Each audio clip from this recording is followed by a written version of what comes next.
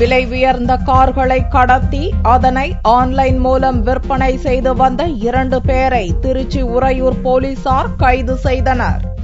திருச்சி உறையூர் குற்றப்பிரிவு inspector Kennedy தலைமையில் போலீசார் கரூர் புறவழி சாலை பகுதியில் வாகன தணிக்கையில் ஈடுபட்டனர். அப்போது அந்த வழியாக காரை மடக்கி போலீசார் சோதனையிட்ட போது காருக்கான ஆவணங்கள் முறைகேடாக தயாரிக்கப்பட்டது தெரியவந்தது. இதையடுத்து காரிலிருந்து திருவாரூர் மாவட்டம் முத்துகிருஷ்ணன், அருண்குமார் ஆகிய இருவரையும் பிடித்து போலீசார் விசாரணை நடத்தினர். விசாரணையில் திருச்சியைச் சேர்ந்த ராஜா பல்வேறு மாவட்டங்களிலிருந்து திருச்சிக்கு கார்களை கடத்தி வந்து அவற்றின் பாகங்களை மாற்றி அமைத்து ஆன்லைன் மூலம் விற்பனை செய்து வந்தது தெரியவந்தது.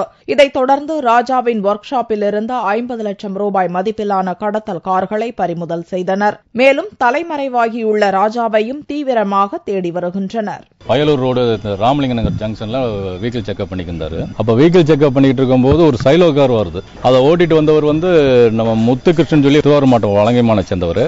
அதே திருவாரூர் மாவட்டம் வலங்கைமானை சேர்ந்த அருண்குமார் இருக்காங்க, 2 பேரும்.